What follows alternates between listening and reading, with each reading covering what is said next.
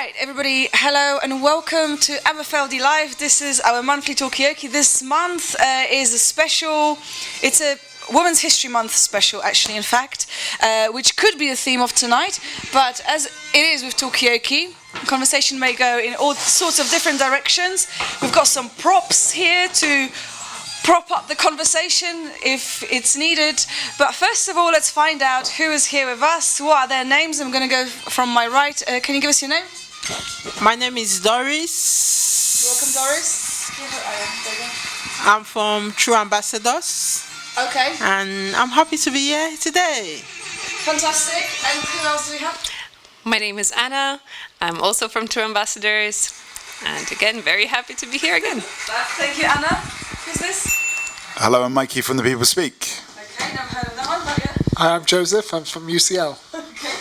Great, thank you, everybody. And I'm Margot from the middle of the donuts. So, everybody gave the kind of the title, yeah, why not have a non-alcoholic beer? Thank you. As it is Women's Special. I mean, where do you want to start? Does anybody know any women? Like, how could we kick this off? The best, in my opinion, the best way to kick it off is to just look into a few challenges that women go through in business and in life generally, because it's not really easy for a woman to kind of stand out. So their challenges are there, what they should do to overcome it, and the approach for business, because if women wants to go into business, they need some strong approach and resilience. So it is good to actually look into that area to see what are the obstacles and the barriers facing women in business. Okay, so women in business, is it as easy as it maybe seems? You say no, it's not easy. There are many obstacles. But I mean, what kind of businesses? Any kind of, are there any particular businesses the women want to make, waves in? Are there any typical like female businesses? Like what kind of business are we talking about?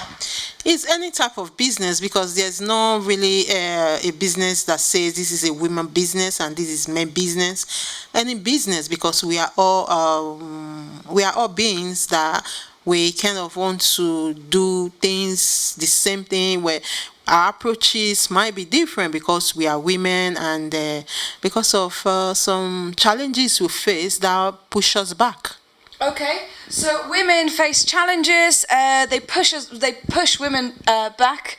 But what about men? I mean, have you ever seen women in business? What in your line of business? Have you noticed any issues there, Mikey?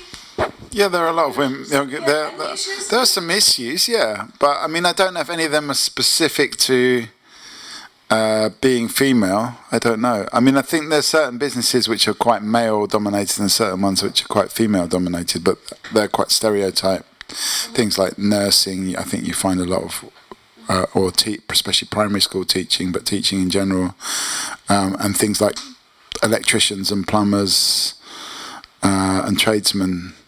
Not all, but a lot of them are male. Okay, so as far as you can see, you haven't noticed any obstacles. That's number one. I just want to say, I think my experience of working with women, which I have done, is they tend to be a little more fastidious than men. Fastidious, like, in what kind of way? I mean, what line of work are you referring to? I mean, it's a good thing, just the way you said it, maybe just the sound of that word. It makes me question whether it's a good thing or a bad thing. I mean, any fastidiousness in your line of work, Jesus? Well, I was thinking actually, I'm in academia, and I have always had female bosses. I think in every job I've ever had, which I think is probably highly unusual. The only time I ever had a male boss was when I worked in a petrol station, and he was absolutely awful in every possible way. But I think going back to the trades thing, I know quite a few of my friends are training in, are female and are training in plumbing or gas and stuff like that, and so I think it is a growing thing. But I know that like perception is an issue, where I know that often they will go to a client and will,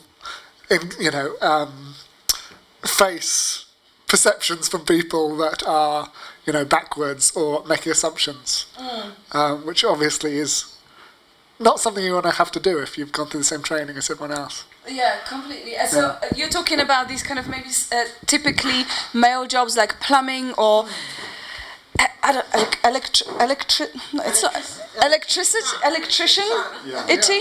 I mean, Anna. Do you feel like up for training maybe as a plumber? Is there anything holding you back, or is it just a mindset? I think I've tried. I've tried fixing some plumbing. It never worked out. I would rather not recollect that.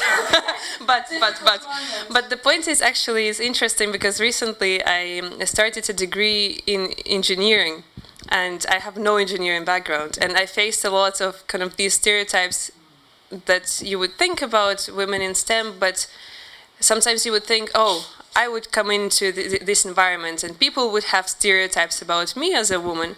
And then when you find yourself in that environment, you realize that maybe it was you who had those stereotypes about women in STEM, which is really interesting. And it's good to see how in the academic environment now there's so many programs to kind of involve more women in education, in STEM subjects, because when you have kind of a substantial or descriptive representation, say you see other girls studying with you the same type of degree, then you feel like this is absolutely what you should do then, and you feel absolutely natural doing it. So I think it's about kind of creating that environment where you just feel safe being who you are. Yeah. Okay. So I mean, first of all, well done for picking up engineering. And breaking some stereotypes, but also it's interesting that you said that maybe it's something about also stereotypes that maybe you yourself had or women have about other women. I mean, is that common? Is it the same about men? Or do you kind of look at men and say, oh, it's going to be typical, this, that, or the other? Or maybe Doris, I mean, as a woman, have you ever found yourself having kind of some kind of stereotypical views or preconceptions about women? Yes, I did, because I always imagine that I can, like bus driver, you feel that you always see only men there, but coming to see women, you felt, oh, so women can also actually do this. They can do it really well. So that stereotype was like really there. Even like before I started learning how to drive, I used to think that, oh, how will I be able to move a car from point A to point B? Although women drives, but it's not much like that confidence. But the moment I step on the stairway, start learning, I found out that this is what a man can do. A woman can also do better. But also, I mean, Joseph, you've had mostly female bosses, so maybe there is some truth in that. But also, you mentioned the confidence as well. I mean, the statistics show that female drivers are better. It's not an argument. It's just a fact. So they have less accidents anyway. And why is that? Why they have less accidents? I'm going to open it out to ask other people, but yeah. Well, on the way here, my bus driver got in a shouting match with one of the passengers and started punching the glass divide and shouting. Who, the driver? Really? And, then everyone for the rest of the journey is sort of sat there in silence, like, we're being driven along by a psychopath, who's extremely angry at the moment. Could you be so really it's sort and of a good driver at the same time? You probably could, but it probably reduces the likelihood, I imagine. I would imagine, yeah. And I did think, that there probably is more of a chance of, I imagine, of a man getting into a shouting match. Like, yes, there seemed to be a sort of masculine, angry thing that happens. So kind of like emotions. I don't know, emotion. Yeah, I suppose anger, is that an emotion, do you say? Or like this kind of, thank you, this maybe women are better at controlling their emotions? Is that a good thing? I'll continue in a sec. I think there is this concept of like having masculine and feminine energy, and there is the theory that everyone has both masculine and feminine energy, and somehow in leadership before it was kind of more likely that people would tap into the masculine energy because you have to be assertive, you have to be very serious about things, you have to get angry when someone disagrees with you. But the feminine side of things is sometimes you would sit down and negotiate, or you would be kind of more empathetic, and those are the styles of leadership that now are kind of becoming more popular. So maybe it's kind of not necessarily whether you're a man or a woman, but it's what kind of energy you draw from. Okay, so maybe in the past it was a bit more common to have, I don't know, maybe being a leader in business or a boss meant that you had to somehow embody that kind of male energy, all these kind of tropes that you were talking about. Maybe it's changing now. I mean, I just wanted to, I know this is the women's special, but I want to talk about something I know more about, which is, no, I want to talk about men and the point about getting angry, because I think, and we were talking about this in a meeting earlier on, where there was a lot of young people in Tower Hamlets that were getting into very serious trouble, knife fights and stuff like that. And they'd been through a lot of trauma in their young lives, and their kind of emotional vocabulary or repertoire was very narrow, so everything that was negative came out, and there was this kind of groundwell of anger. There was just a generic anger that anything could set off, but it's actually this kind of, it's almost like the lava under a volcano, or magma actually, to be more technically correct. It's only lava when it comes out, but the magma under the volcano, this anger just like seething, just waiting to. Yeah. But I mean, has anyone ever here, is everybody always clear why they're feeling anger? Is that like an obvious thing? Is it just, if you're a young, inexperienced person, all the emotions kind of blend into one? Or does everybody always know why they do things they do? Is it a thing of growing up? Have you always known why you're feeling things you're feeling, Doris? Yeah, why? No, it's kind of why I feel the things I'm feeling. Like sometimes I feel I've been left out, that I've not been heard, or someone is not listening to my own side of the story. They're just taking one part and not kind of try to see my own point of view. So with that, and when people notice that you don't really see their point of view, it kind of build up to some point that maybe a day will just come, just like what Mickey said, you just explode, because you feel, oh my God, I've been going through this person is not even noticing me, is not trying to understand my own is always looking into what they can gain, or what their own personality is, not drawing back a little to say, oh, how does this person actually feel? Is he comfortable? Or this thing that happened, this issue that happened, what is her own view? What does she think? Is it right or wrong? Yeah. Or how do we correct it? And when you're not being heard like that, you might just go with the guilty and start saying, oh, maybe I'm wrong, maybe I'm right, maybe I'm wrong. And going with that guilt, it might just cause a lot of other issues, because you're feeling guilty about something that the next person is not actually telling you about, or what you are expecting that person to respond, or the way you want the person to respond is not responding to you. That guilt might just lead to something else. So they need to be heard, and kind of, I don't know, and also ability on the other person's side to be able to listen to people and kind of make room to really see them and really involve them. So as you were saying, maybe you're not feeling kind of left out. But I mean, is that a female? Is it a male trait? I mean, are you better as women in making other people feel heard? Is that something that you guys got on board with? We're still working on.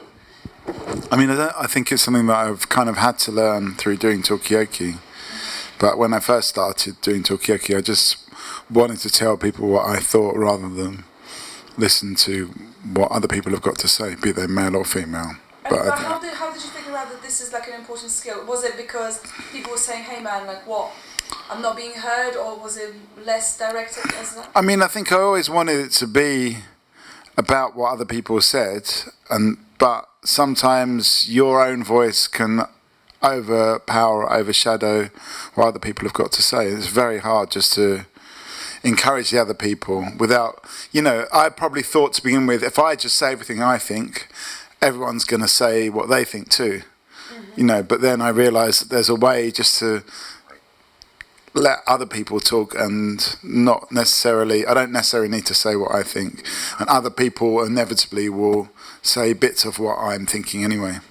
Okay, but I think that kind of, what you're describing makes me think of, you need a lot of patience for people to kind of arrive and like say things that they want to say, when it kind of occurs to them, rather than, these are the main highlights that you should be thinking about right now, and I'm just going to explain this to you. It's really kind of a shift, and maybe it's counterproductive for business, because I guess in business you kind of need to make things done really quickly. I don't know, maybe in engineering similarly.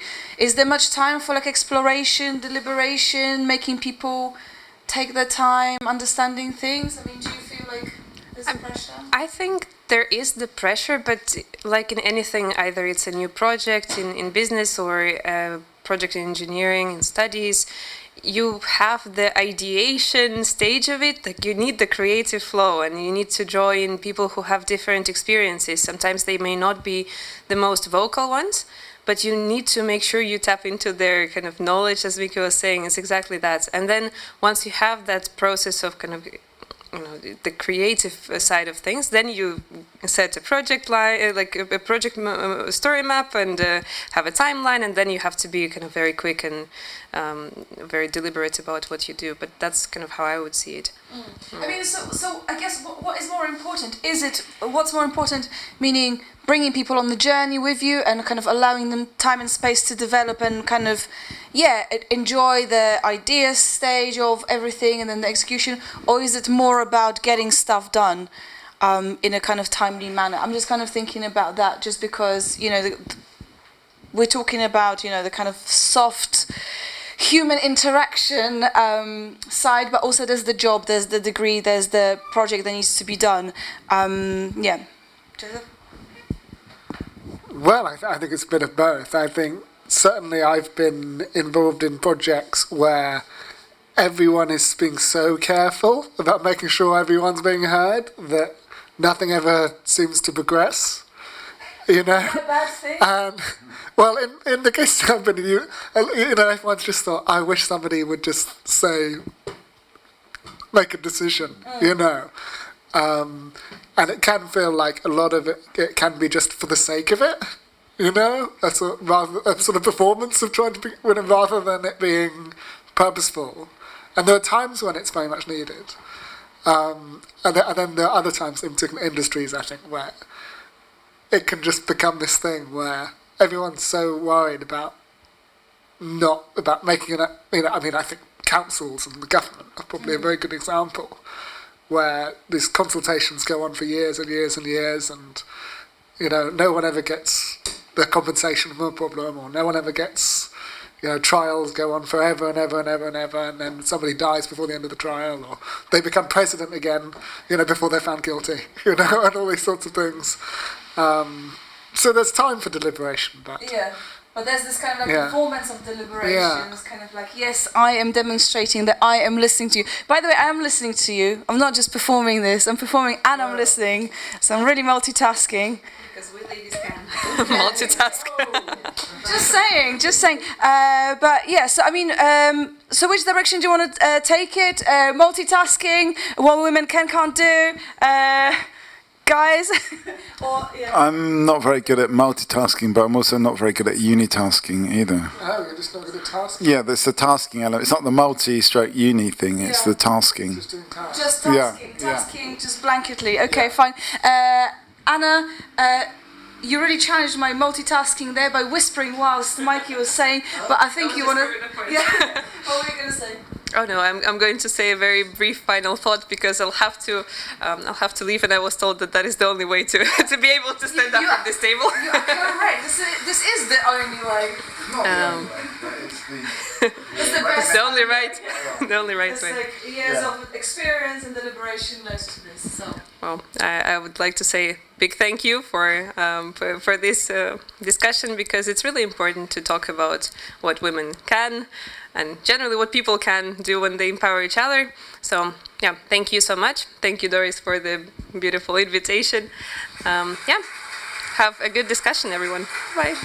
Thank you, Anna, and yeah, thank you for joining us, for throwing some points into the conversation, and the multitasking. Now we know is just impossible for some people. It's the tasking. Is the tasking? It's the tasking, not the number of tasks you're doing. Just the tasking itself is hard. Yeah, no, I understand. I mean, are there any particular tasks that you find difficult, Doris, or very, very easy?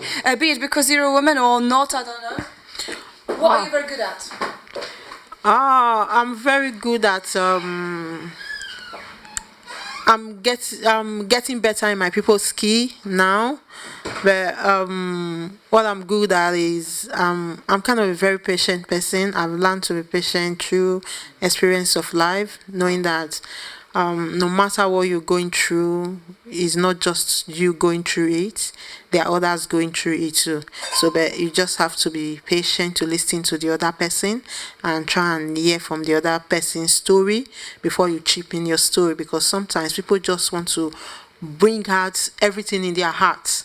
So it's good to, what I'm really good at listening to people, trying to understand where the person is coming from, and trying to see where I am in this person's discussion, or what this person wants to take away from me. So I think I'm very good at that, and it makes me more assertive. It makes me actually kind of understand people more.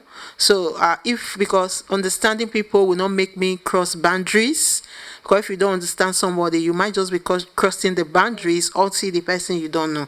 But I rather let that person hurt me, and I go on with my pain and heal it, than me hurting you, because I feel that hurting you is going to affect me. So it's better for me to calm down and let you just take the step.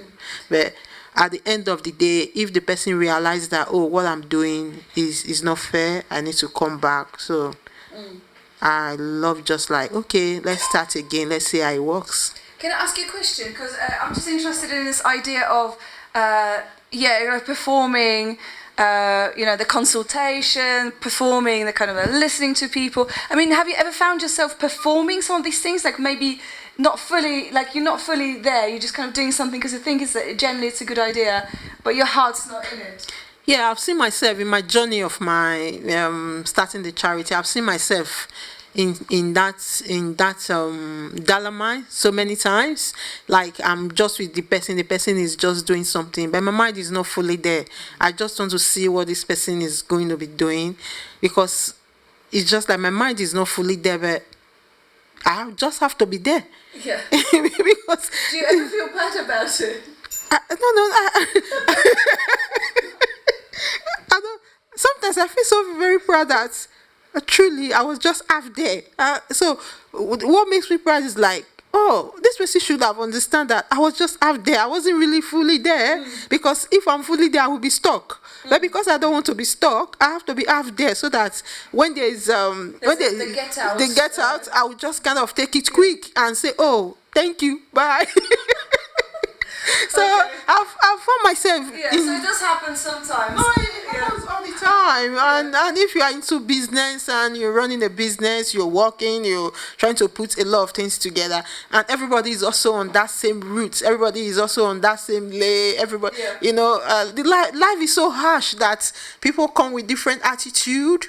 So you just have to know who you are, and when you are getting into some things, you just realize that I have to be half there, because if I put myself there, it might really be this is danger. So when you're going into affect you a bit too much. So when you're going into a danger zone, you know that this is a danger zone. You have to be aware. Just like I say, this is danger. Be aware. So you've already seen that sign.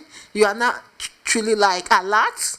So if the person that is actually like acting is not realizing that you are alert, it looks like, oh, what do you think? Yeah. Do you think I will kind of fall that stupid all day? At least I will wake up. If I don't wake up in the morning, before I go to bed, I will open my eyes and see exactly what is going on, and I have to look for the next route. But it's interesting what you're saying about this, the idea of like even like not allowing yourself to get, I don't know, I'm gonna say, too emotionally involved in something because it's not that good for you. So I mean, I think that's a really interesting strategy as well.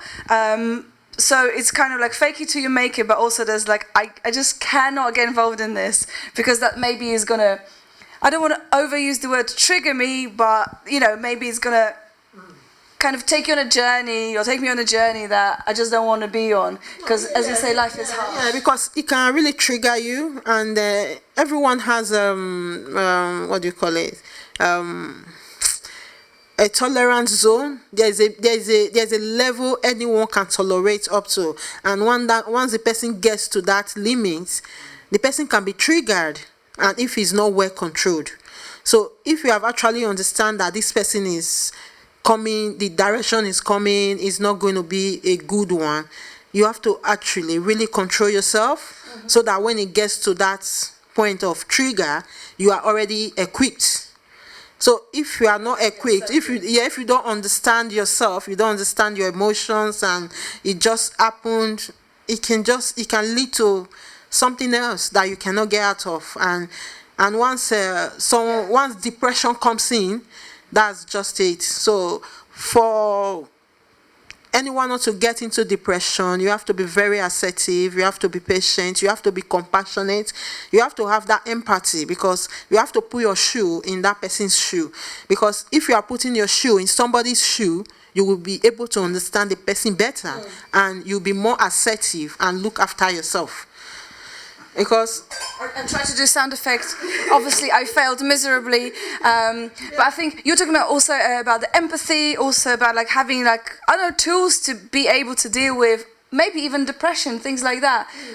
You know, and try to recognize people's boundaries. I mean, do you know what your boundaries are? I know what my boundaries are today. No idea. No idea. No. Would you like to find out? Not really. Not offering, just kind of saying. Joseph, do you know what your boundaries are? Are there areas? I think I'm getting a lot better. Yeah. Are we live on the internet right now? No. And you don't also have to represent any institution. Plus, we can cut things out. Plus, we don't even have to put it online. Well, I'll speak in a code, but I would prefer if it's cut out, really. But I mean, I have. A member of my family that is, struggling with a mental health condition, and there are various points where I feel like I have to take a step back and not engage with them, because in the past I didn't realise what the boundary was that I had, and I would get so involved, and it would end up doing me harm, by getting too involved, and it wasn't really helping them; it was just making me worse. And recently I decided to take a step back, and I sort of caught myself early this time. I realised what was going to happen. I had to realise, actually, we're going through that again. Before it gets so bad, I'm going to take a step back. Yeah, because you've been there before. Exactly. So I think I am getting better at understanding where those limits are. And I think I've thought in the past too, there was somebody who I lived with who was like a landlord. I was a laundry in a place.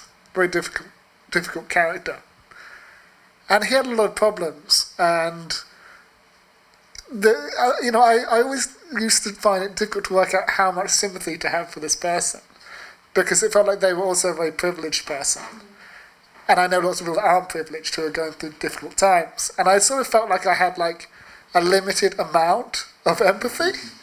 I have like a set amount. And do I want to use it up on this person, or are there people that are more deserving of the amount of empathy I have in my system? Whether that makes any sense, I don't know. Psychologically, I don't know, but I feel like I have a limited amount of empathy. But I think you're right in the sense that, and thanks for sharing that. But I think it is important to kind of know how much you can give and recognize that maybe some situations aren't good for you, but you've got an option of maybe taking a step back. But also, can we feel pity for privileged people? Is it okay? And also, is there like kind of scale as well?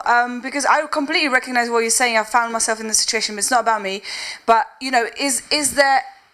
are there situations, people's circumstances making them more, deserving of support? Well, this is in the news this week.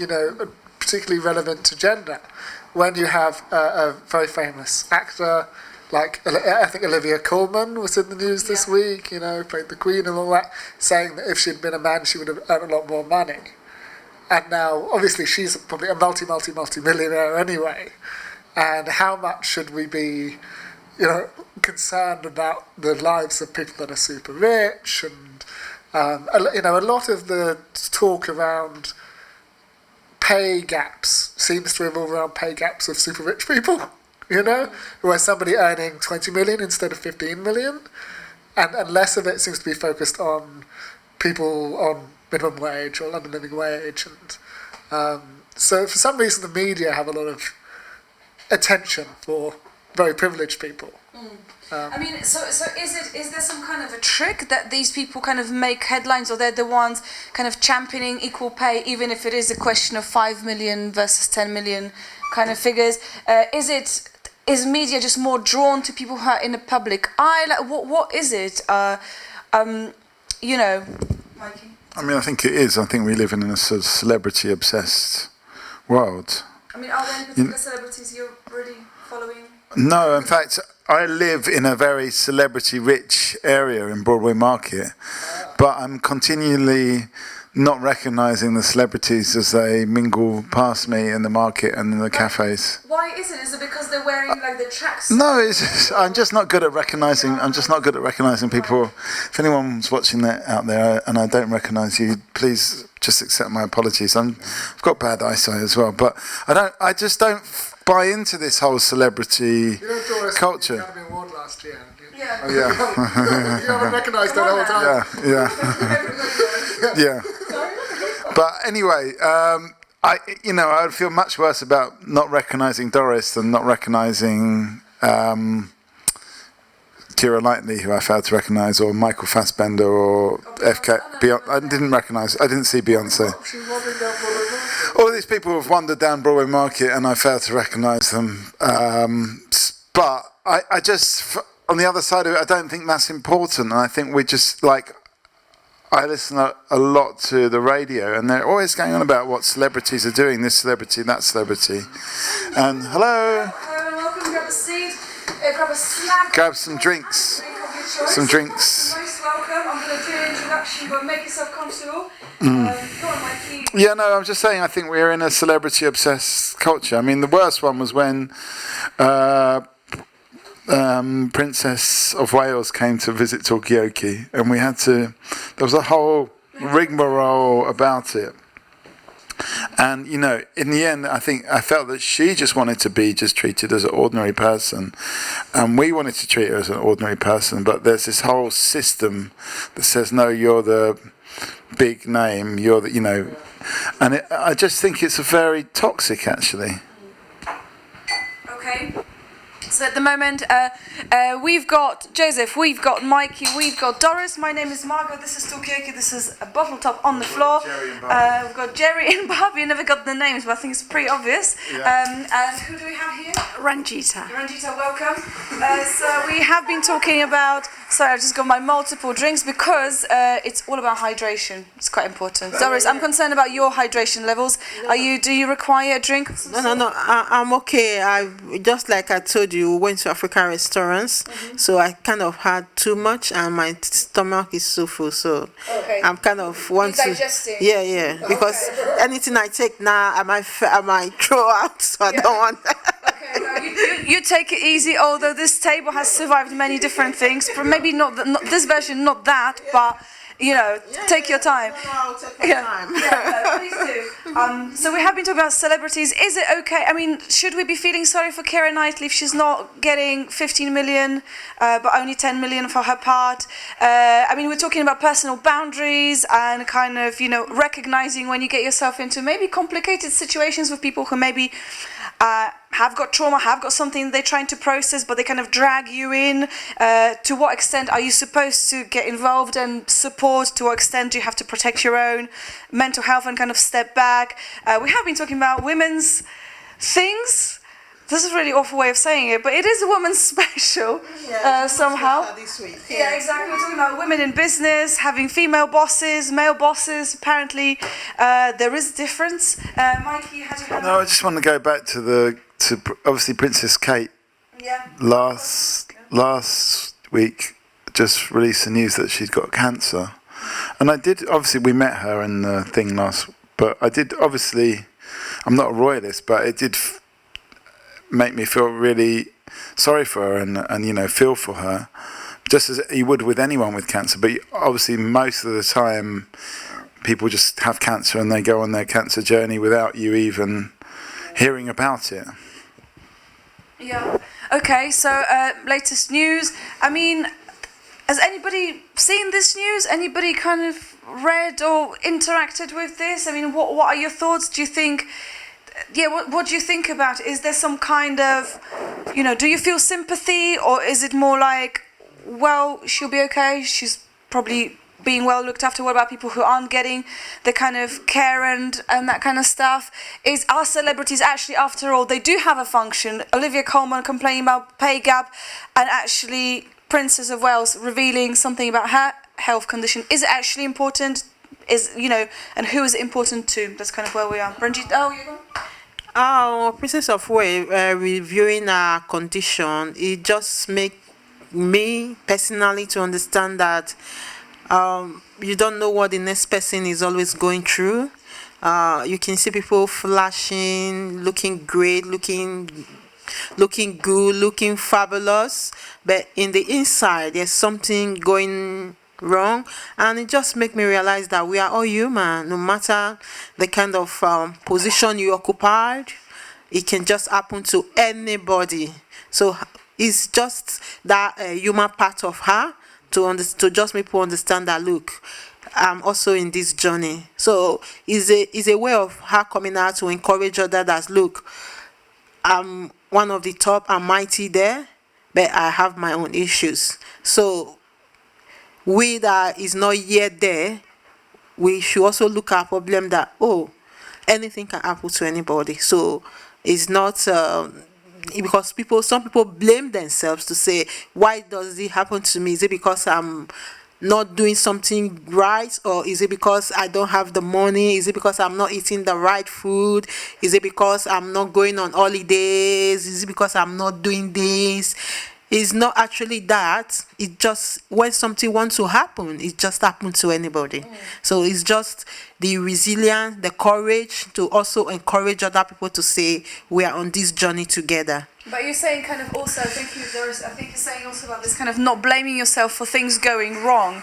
I mean, this is maybe, an example of possibly our health being affected.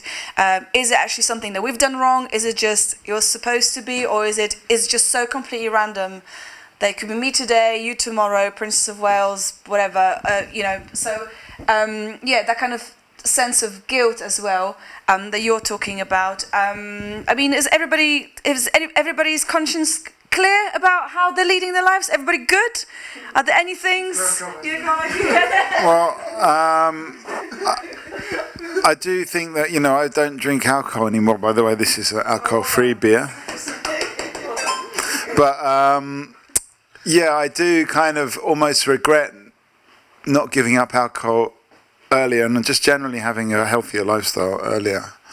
But, I think I would not have eaten as many fizzy worms and sweets, donuts, high carbohydrate, high sugar. Because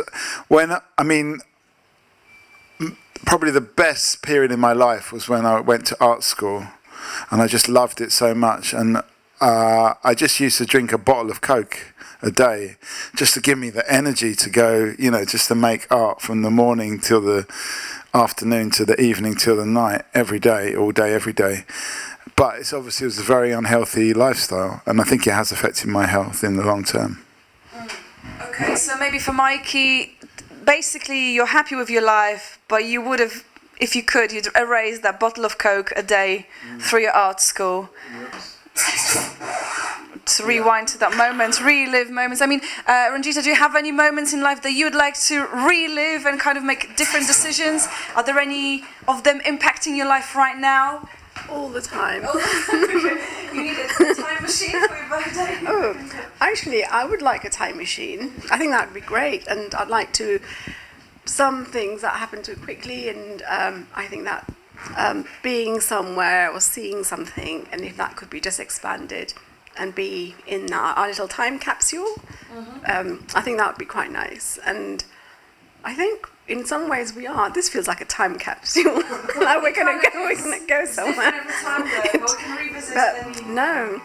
It's actually, it just feels very surreal. The whole, when I got off the train, it felt like I'd arrived somewhere. Well, I've not ever been here before, and the journey here was interesting. So that's why I was late. But just walking across the A12 on the cars, you don't. You can tell that this is a regular route for many people who live in the community, and then you only came here because of this event, and I think, well, there's loads of places that we're just not connected with because of the transport. So what you're saying, Ranjita, is you would like to. Yeah, no, but it's fine. I'm just gonna as a talking host, I'll try to kind of combine the subject. I don't like linear time, and I think a lot of our life is kind of really fixated on linear and going back and forth. It's not back and forth. It's around like this donut here, like you're sitting in the middle, and then and I think our lives could be more like that. Like things we enjoy, it could just expand, just grow and grow and grow. And why do we have to keep moving to another thing that is not so nice or comfortable or doesn't play to our strengths? Like having your Coke in the morning. I think if you just had one Coke and did all that art, I think that's really impressive. Coca-Cola, yes. And also they've got 2 litres of Coke. But then that is, that was something that. There's always positives and negatives, like the fact that you're eating really healthy food but in your computer all day and sitting down, that's really bad. The fact that you're standing up with your bottles of Coke and working, and that's great. Yeah. I really love the point about time maybe not being so linear. Maybe we should kind of change the way in which we think about it. I don't know if it's good for business, because you were talking about women in business. That's how we kicked off, and kind of male, female. It's being recorded, and it came. Yeah. That's what's being recorded. It's going live. It's Channel 4 actually. So sorry. But no, we can put it on YouTube, but also we don't have to. And the bits that we can cut out. So don't feel restrained. It belongs to you. So if at any point, we might say something negative about work. So we'll see how we feel. See how you feel, and let us know, because it's dynamic.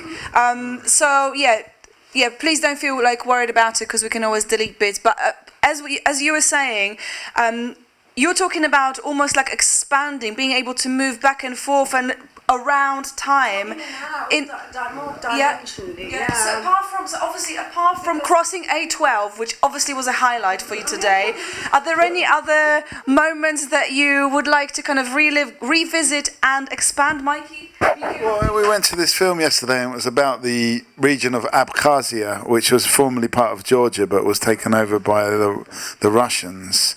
And it seems, rather than being in... The woman that made the film said that area was in a kind of stasis, that literally nothing had changed in 30 years since this military conflict. So in that sense, in a way, it reminds me of the quote that the future is here, it's just not evenly distributed, that we're not all even though we're in the same time, 2024, we're not actually all at the same sort of time. If it is a cycle, we're not in the same point in our cycle. I mean, is it ever possible to be in the same point? Is ideal future that everybody's, up to speed, everybody's on the same kind of bit of the curve? Literally, we're not, are we? Because there's a time difference in our planet. If you go around. So, and then there's that. Okay, sorry, yes. Hope you can hear me. The viewers and fans.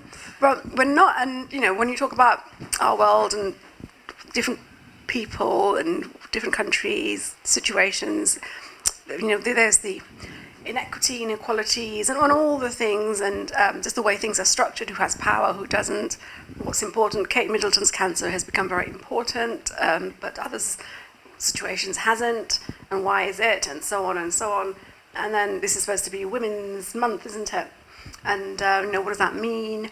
And why is it? Are we still in this situation in 2024 when there's so much disparity? And also, what is it like? For instance, today I've just started using Instagram because I'm doing my research for my work. Okay, that's what I said as well. And then does that mean I have to stop talking? No. No, that's Oh no. Is that my button? Oh, it's encouragement. Okay. Just to shout out to people who is Okay. on Instagram. Oh, okay. You are? Yeah. Everybody? That's everybody. Yeah. So, Okay. Brilliant. And then and I read a little bit about Henry Moore, the artist, and his partner. I can't even remember her name because she's so erased in history, but she did a lot of the work that he is known for, and she also did lots of lovely sculptures of him and made him look very kind of loving and kind. And then he kind of just basically he kind of extracted things about her and made her not as a human but some sort of a lost creature, really kind of horrible relationship that was going on that wasn't explicitly explained that way, but you could tell. And there was an exhibition at the Barbican a few years ago about the modern couples, and they were one of the couples. I don't know if you saw that, but it was really nasty, and then it was really horrible. So just the way that she'd been ignored, and that violence in their relationship. When I talk about violence, there's just her degrading of her talent. And if the relationship had been different, we would know about her work, and it would be so kind of, she would be inspired so many people and so on and around the world. So when you talk about history and events, things have happened, but we just don't know about it. And so there's loads of things that have gone on, and history has just picked a few things. So history is still unfolding. So that's time aspect of it. I think that was related to the topic. No, but it is related because on Talkaoke everything is related. Yeah, everything is related because at the end of the day is kind of telling us that whatever you're doing, you have to be conscious, you have to know yourself, and you have to know what you want so that you will also be in history. So if you want to be under the shadow of somebody, you might not be able to come out. You just be doing the work there, and the person is taking the glory, which is not really nice. And in situation, most women find themselves in this situation, and by the time they want to break out, everything will just kind of go zigzag because they didn't take that curiosity from the beginning that look, this is me, this is what I want, and this is where I want to be. So if you are not carving out yourself, carving out your destiny, carving out your career, someone else will use it, and can kind of carve it for you. Carve it for it may not be in the shape that you want it, and your name will not be on it. Your name will not be on it. So it is one of the issues women actually face, Let Barbie have a look at this, so she doesn't have to be carved out how somebody carved out. But from what you're saying, it's almost like whether it's women in these kind of maybe strange toxic relationships, it doesn't really matter if someone is like a famous artist. It can happen on like a non-famous scale. It's just about being in that configuration. And then also linking back what you said with this expansion of time. I mean, is time of can I ask what this artist's name was? No? Yes, Camille Claudel. Camille Claudel. So can we expand Camille Claudel's time now, or is that a little bit late in the day? I'm just gonna. Now that we have AI, Camille Claudel can live again. Okay. You can sort it out. She can have a rebirth. AI, she can be made again. So could we be using AI to rebirth women who haven't had the?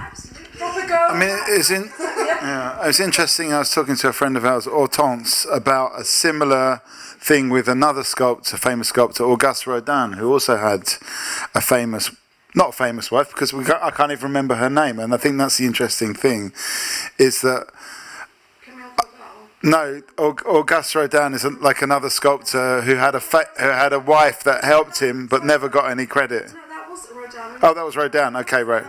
You said Henry Moore, yeah. Yeah. Okay, yeah. But Henry Moore, I think, also had a famous wife. It was Rodin. Yeah, because I remember Hortense was talking about this this sculptor who was a famous or successful. Yeah. But what I wanted to say was a different point, was that I think it's quite systemic. Like, for example, I've got another friend who teaches eurythmy, and eurythmy is a form of dance or movement which was invented by Rudolf Steiner and a woman whose name I've forgotten. And it's always like that. I thought, I'm such a sexist. I just can't never remember the name. Yeah. Well, this is the thing. Is that yeah. Sculpting, you always think of a man. I sculpt, and I don't have much time now because I'm working very hard with, like Joseph, with all these projects. And I decided. This is one of my female bosses, by the way. Big up. I was talking earlier about bosses. Overall, really good. No, just really kind of. What was I saying? Can't remember. So let me just rewind. So you were talking about am I sexist? Not remembering. The world is sexist. Yes, because it's actually hard. Because it's hard to remember women's names because we're not used to thinking in that way. There we go. And then also, it's not our fault because that's how it's constructed our world around us and how we engage with it.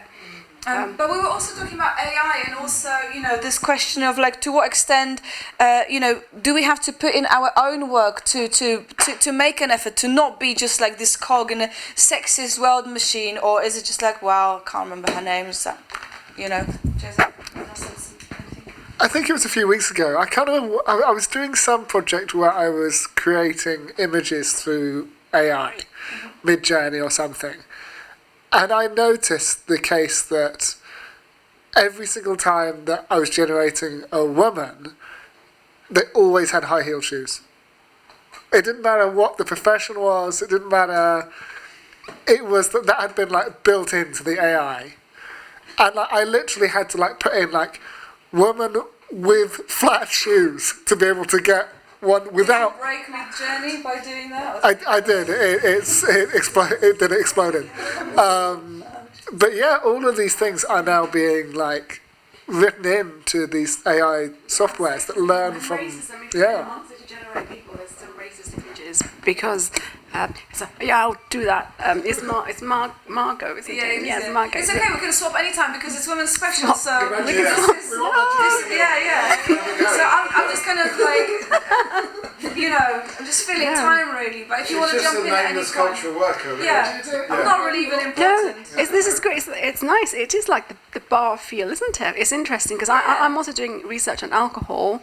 And this is very interesting. So the AI thing, it's produces what we input into it. It's our reflection of us and our society, and also who has access to information to put in.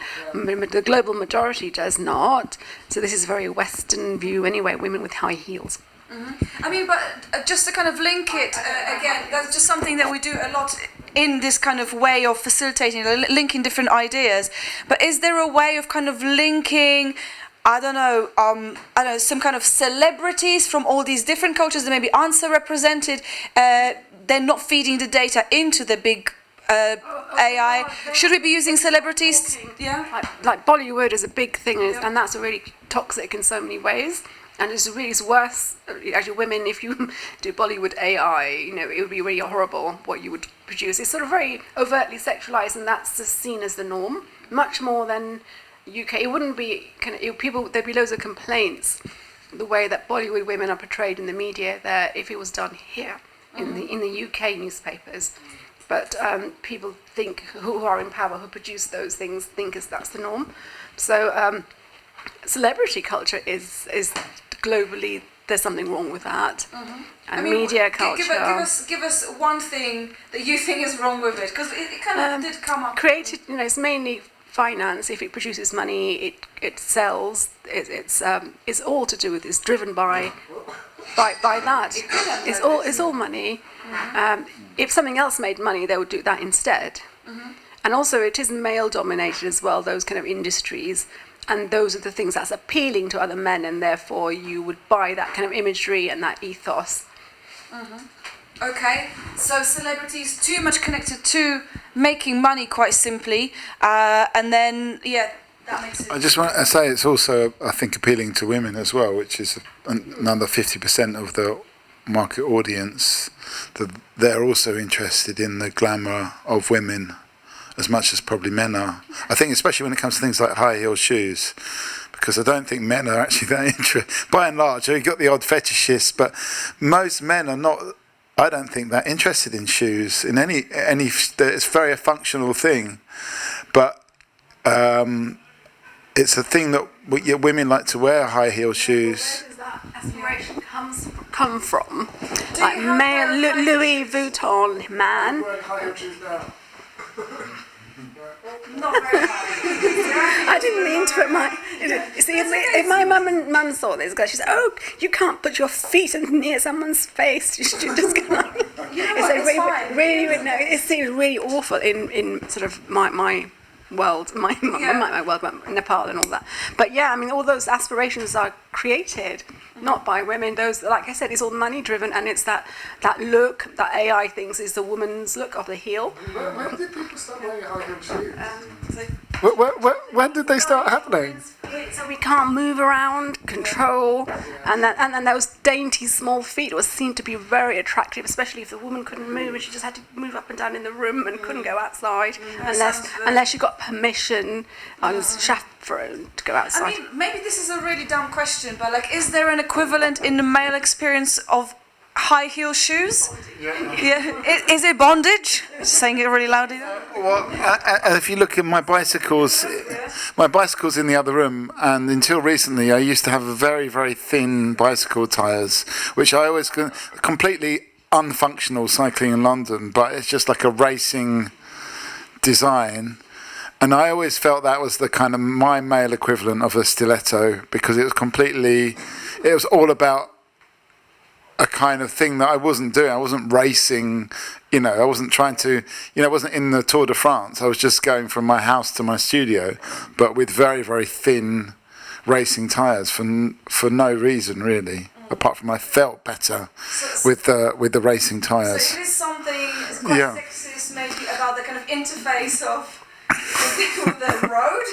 Something about the interface of the road, yeah. I mean, I just thought that, to me, it was always the sort of male equivalent of the stiletto. What's the barefoot sort of shoes? I've got barefoot shoes on as well, which, but that is quite a sort of like kind of supple and minimal intervention between the floor. But for maybe this is the equivalent, I don't know. But for me, it was always the narrow racing wheels. Okay, narrow racing wheels. We've got high heels. Joseph, anything for you? Are you? Footwear. It doesn't have to be shoe. What is the equivalent? What is the equivalent of? I have a lot of the Doc Martens with a very thick sole. I like to be high off the ground. I think it provides stability. I think that's it. I need the grip. Exactly. I think a good solid pair of shoes. It gives you physical stability, and that equals mental stability in my head. Obvious connection. But I was just more kind of interested in, if you're putting in AI, give me a picture of a woman, and it always comes up with a high heel shoes. So obviously that stands for something. I don't know, some kind of representation of a female. But is there a damaging representation of a man that you feel is like, okay, guys? I think it is historically more difficult for men, because there are one aspect would be the James Bond style suit, crisp suit with a tie. I don't know. And then the other one would be like the workman, the builder type. So I think there's a couple of different categories that maybe AI would produce. And James Bond, of course, has both of those. You know, he is the fighter and he is the Gucci suit, you know. So these days, though, I don't actually know. I mean, very rare do you see, you know, only in certain industries do people wear suits all the time now. I don't know what would it be for you, Mikey? Yeah, Mikey, go on. Yeah. No, well, I've already said what it is for me. It's my thin bicycle. But I just want to investigate the James Bond character because, you know, quite often we talk about psychopaths and why do we have to have psychopaths in the world. And there was a big conversation about it in Manchester when we did the gig there. But actually, James Bond is a psychopath. He's a cold-blooded killer that we really, really think is great. We think he's great because he's killing people, especially, you know, the nasty Russians and stuff like that, for Britain. And so we think he is the epitome of manhood, even though he is actually a cold-blooded killer. Okay. He's a complete psychopath. But what about these Gucci suits? I mean, Doris, what do you think? I mean, do you agree with what Mike is saying? When you think about it, a James Bond type is a bit of a psychopath, not a sexy dude.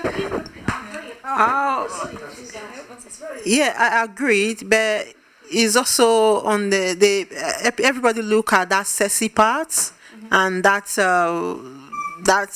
broad part that it comes up with, you know, the appearance. So everyone is always looking at that sexy part, not the part. So it's just like when you kind of make a little bit of research to say, I want to look beyond what other people are looking at. I think that's where Michael now can say, oh, this is it, you know. But in general, people are just looking at the cover.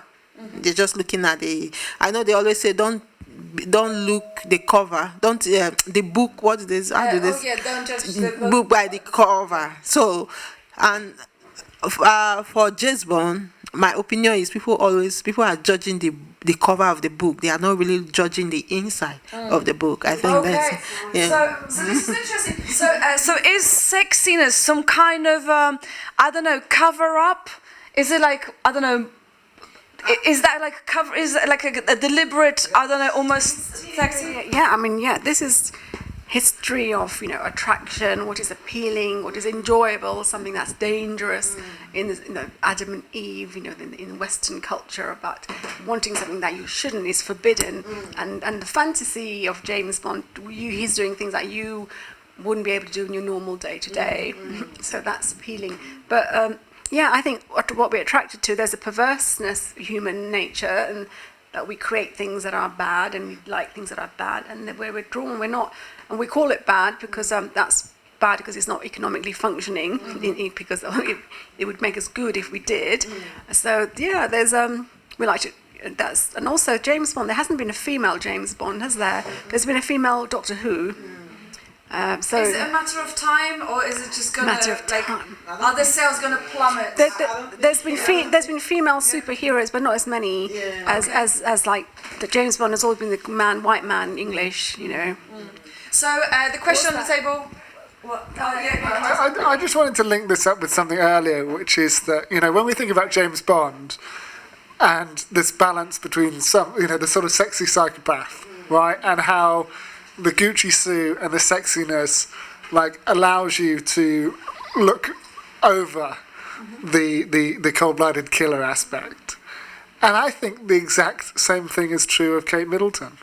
You know, I think that if Kate Middleton was not the good-looking, typical fairy tale book-looking princess, if she looked like a stereotypically sort of ugly person, I don't think the public would forgive all the palaces and all the money, and I think the monarchy would collapse. You know, I think they got very lucky there, the royal family. You know, in that when she married in, I think then they had another generation because the fairy tale continues. Okay, so this is really interesting. So actually, the looks, when it comes down to it, That is really quite important, even in things like sustaining the royal family, the next generation. I just want to say, no, we're going back to, because Talkaoke was visited by Kate last September, and there was in the Daily Mail. So hi, Kate.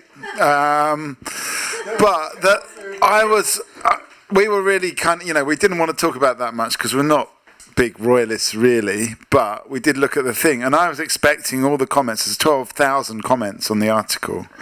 I was expecting all of the comments to be, who's that guy in the middle of this glowing table? What's this table? What's going on here? But not a single comment was actually about me or the Talkaoke table or the conversation or why she was there. All of the comments were about, oh, Kate's hair, she's really been let down by a hairdresser, or like, why has she gone back to this look, or what's she doing wearing a trouser suit? Yeah. Oh, this is the wrong colour. Or yeah, she's wearing the same. And there's 12,000 comments, mostly by women as well, about what Kate Middleton looked like. And I was just like, oh my God, who would want... I'm sure she doesn't read it because that would just be absolute character assassination. Did you think she went for a good choice of it? I thought she looked very glamorous, yeah. She was wearing a... Well, it was a kind of camel... two-piece suit, camel coloured, not a camel outfit. Yeah. It wasn't a camel outfit, no. Yeah.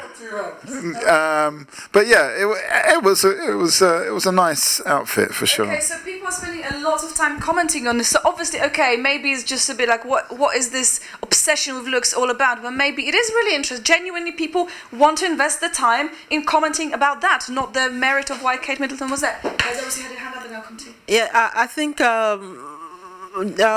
the generation of these days, they want to just look at something flashy, just look at that celebrity. If there's one celebrity here, it covers everybody. Nobody cares who is the next person, what the next person is doing.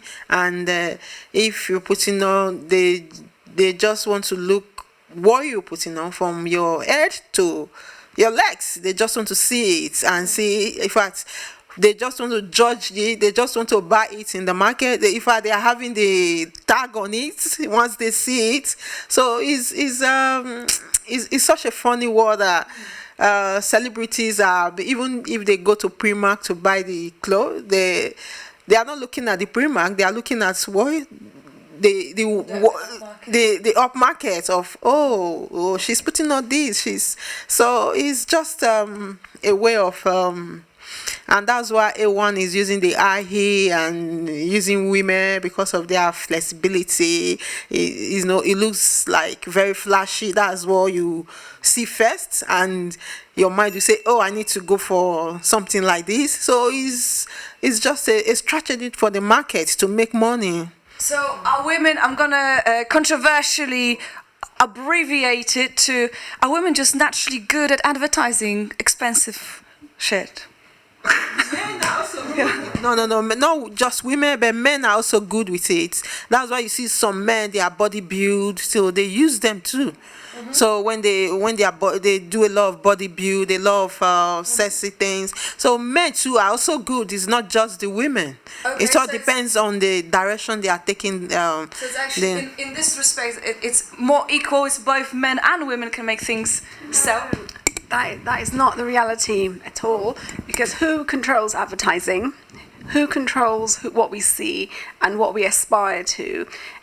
People in advertising are mainly men, and I said that before, if it sells, market it towards women to buy and sort of present it in that way. And this the Kate Middleton thing, the royal family, celebrity culture. People, it's presented to them in media and is talked about, like when she came here, and people, they should really be just a normal family. It's a bit strange, very dysfunctional family. They've had a first sort of black woman who got married to one of theirs, princes, and then look what happened. And I'm not a fan of any of them at all, but you can tell if Kate Middleton was actually a brown or a black woman, it would be different. In fact, the whole marriage would be different. The whole thing would be different. If she was the heir, she was going to be the queen. She may not even they may have been actually been prevented. I don't know what would have happened, because that's the reality that we are in now. And this is really lovely to, when Kate Close is talked about as being, she's the good princess, and look what she's wearing. Oh yes, and it's kind of, people find it enjoyable because that's how it's presented. But no, it's all. I don't buy that. It's what's presented to us. We don't really have a choice what we like, unless we really, really forget about it. Sorry, Mikey. Yeah, no. I don't have a TV in my home, and I don't really know. Do you have Netflix? BFI player. Yes, I do use it. Okay. Case closed. Okay. I do. I watch Netflix and different things, and I choose the films that I like to see. Okay, so more curatorial approach. But Are you I'm also so influenced. by- Of course I'm influenced. Of course I live in London, and people around me, of course, unconsciously, subconsciously, whatever, of course it's influenced me. I really hope that I'm influencing you to slowly kind of step into the... You can wear it. Listen, I can pass it on. But whenever you're ready, if you want to have... I mean, I don't have a TV in my house either, and I don't have Netflix since they did the password crackdown, because it's because I was just sharing a friend's account. But that wasn't the point I wanted to make. I just wanted to pick up on the sentence Ranjita said about who controls what we aspire to, and not having a TV or Netflix. I hope that I control what I aspire to, but maybe I don't. But I do aspire to control what I aspire to. But what is the kind of the first step? Like, what are the kind of do's and don'ts? Give me like an example of how to make sure that you yourself control what you consume. It's not what you consume, it's what you aspire to be. It's what you aspire to be. It's what you want out of life. And I think it must be down to you, but I can see how other influences can be present there. But, Can you give me an example of what you aspire to and what you kind of maybe... I aspire for Talkaoke and other people speak practices to be much more widely spread, and more people, for example, like Ranjita, having a go at doing Talkaoke. That's my aspiration. It's actually for those skills and methodologies to be spread around in society and people to take control. Yeah, take control. That's right. Okay, so it's a really niche aspiration. It's a good one, but it's a niche one. So I can't see. I'm trying to really think of what, if there's any material on TV that could maybe push you off that course, that clear course of spreading the methodology, because it's like quite niche. But what about people with mainstream ambitions? What about them? Anybody here's got mainstream ambitions? Just curious. Ranjita, what's your most mainstream ambition?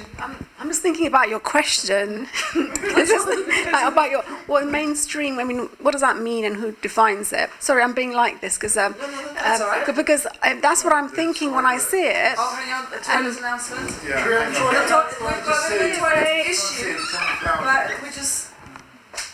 What's happening? No, because we've got an issue with our toilet, so it's really boring. Yeah. We do have an issue. The pub's closed. It's a bit of a problem. That's all right. I'll just go where I am. Yeah. You know what? You do that. Yeah. I'll just hold Be it. yourself. I'll hold it. Yeah. Just Oh, hold it. is there no loose here? There is a loo, but it's It's actually. Can I just grab Go next door. Yeah, there's a boxing club next door. We need to fix it really. What is wrong with it? Go into detail. It's blocked. So basically, you can use it. Just don't flush it because it won't go down. But number two. Don't look. Yeah. If you're willing to do all of those things, then sure, use it. But I do apologise as well in advance for the unpleasant experience. But it is possible to use it if you consider those. Yeah, keeping it real in East London. Guys, it's no celebrity culture. Everybody needs a toilet. That's just how I'm sure if Kate was visiting, we'd get the toilet fixed pretty quickly. Treatment. Yeah. Deep down. That's not nice, Okay.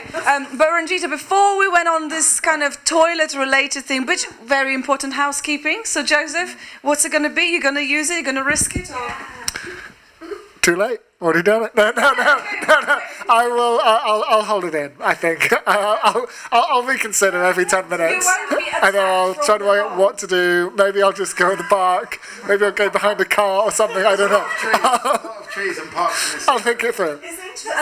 I'm looking at an empty. Thank you, Joseph, for letting us know. Well, it's great because we'd never know that, like in Talkaoke has made us think about, what we physiology of what is important and what we're saying. And even when you ask that question, instead of answering, which I would normally do in a non-Talkaoke space, I would have presented it and I would have been not happy. But I said, well, I don't actually, I'm thinking about your question. And I can't now remember your question. It was neither. It was about what was it? Because there was quite a few. Because about having the mainstream agency, ambitions we're mainstream. talking about. Yeah, what does the mainstream mean? Well, that's it. Because I don't see things being dichotomous like that in one or the other. We choose, and we're always trying to choose. And I'm tired because not everybody has the privilege to choose as easily as others. Like sometimes to make a choice is much more conscious and much more effort to make something happen, and somebody else is really easy, and they have more of the support and all of that there. So I think mainstream, whatever that means, are you going for things you're appealing, simple things can be really nice, and that could be called mainstream by somebody and somebody not. Having a flashing loo is mainstream. Yeah, exactly. We're really not mainstream here. Thank you for pointing that out. This is exactly what we're going for here. I mean, Joseph, you picked up a Barbie doll. Is that quite mainstream now? I was trying to work out if it's possible for Barbie to stand up, and it's not. I've never. What do you think? How's it looking for Barbie? She's unstable. Shoes. She literally cannot. She cannot be upright without the high-heeled shoes. That's very sad. Well, Have you seen the film? I haven't. No. Yeah. okay. Has anybody seen Barbie the film? I've seen the film, but as a Talkaoke host, I'm not entitled to sharing any of my opinions, which is what you will find when you're in here. I'd like to be there. Yeah, well, do you want, but then you can't No, talk about actually, the film. that's true. You can turn it into a question, though. Yeah, I'll do it Say later. what you think about the film. Yeah, think of it. and jump Yeah. in the middle. So, but Barbie, I saw it. I saw it on the plane actually going to Kathmandu. Nice. And it was very, and then in Kathmandu they were doing little events about Barbie, the film, and I hadn't seen the film. That was a previous time, but yeah, it was. A lot of Republicans didn't like the film because it was laughing at them, and later they found out that's what it was about, and they thought it was a very kind of not good film. Because when you think about Barbie, you think that would be kind of something that we wouldn't watch, like alternative people like us wouldn't watch. But it was the idea of Barbie. It was kind of like a history film, actually. A history film? Yes, about Barbie, because of the origin of Barbie and how older people liked Barbie, but now their children think Barbie is rubbish. And then actually Barbie is good in the way, because there's so many different Barbies, apparently. I didn't know there were so many different Barbies. Mm-hmm. And maybe that wasn't true. Maybe that was just... Is there an academic Barbie? Do you know? Yeah, there is. Because they all... there's like Professor Barbie, there's all sorts of Barbies. There's a Barbie University. Or science. Yeah. It's not all the same, you know. So it was like university in the Barbie world, because the ivory tower, the Barbie world, and it was like that. It had so many parallels to UCL. I mean, you know what? If we were going for like a Barbie version of a royal family, which one would be Kate Middleton? Oh well. It'd be the one with the straight hair. The straight hair. And then that would be sorry, I've forgotten her name. Can't remember. I don't even know. Megan. Yeah, Megan would be the ram. Yeah. So Kate Middleton. Well, that is it. There you go. They used to take a photograph just you saying that, and with a speech bubble. All right, I'll ask you all the questions. Is there a film where somebody... No, I'm asking the questions. Yeah, that's Yeah. So my questions is like, what in today, when you woke up in the morning to where you are now, what was the happiest thing that happened to you? Come back to me. For me, it was you jumping in the middle of the Talkaoke table. Because I always like to see new people, and that, as I said, that's part of my aspiration. That was a very good answer. You know what? I don't know. There's lots of I enjoy every day really, unless something bad happens. Nothing bad happened. But what I noticed this morning, when my alarm clock went off, I was lying there just trying to kind of train my eyes to be open so I can finally wake up and get up. But I was smiling, and I thought to myself, "Oh, I'm waking up and I'm smiling." I just never noticed that before, and I wasn't smiling about anything in particular. I was just smiling as a way to wake up, or I don't know. And I thought. Got good Yeah. karma around you. There thank you you go. very much. Good energy. And what was the happiest thing that happened to you? Oh, the happiest thing that happened to me today is I went to gym and I took my colleague to Africa restaurants. So she was having some Africa jollof rice and fried rice. So it was fun.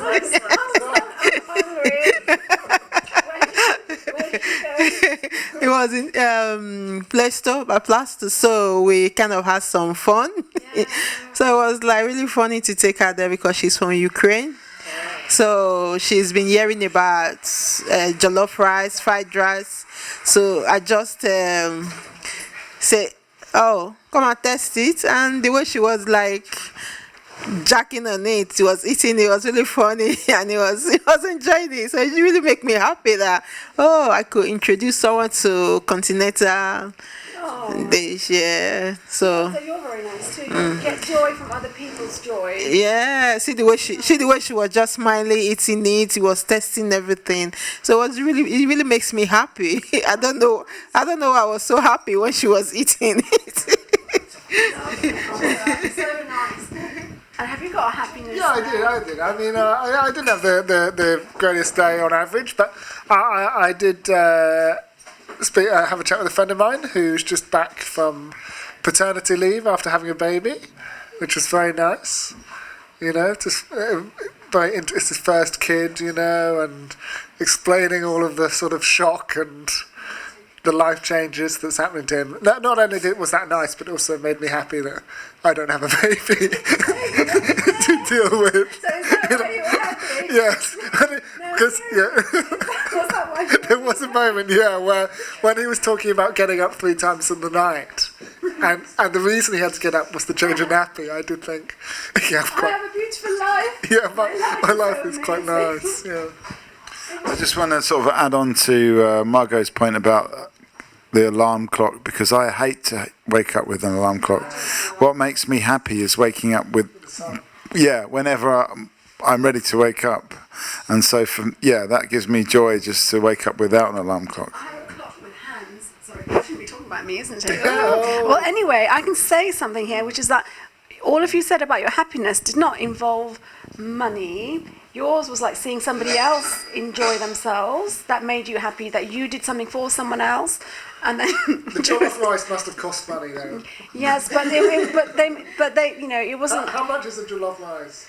No, I just You've got to take control of this, right? Okay. I'm taking over. So Joseph, in this one, isn't that right? That it was you would have had to eat anyway. But you wanted to go there and then introduce her, because you could have just ate at home or done something or at work or whatever. But to see, it wasn't that you were happy because the food tasted nice and they cooked it nice for you. It was for your friend. Yeah, I was just happy that she was just there. Sorry, yes, the mic. I was just happy.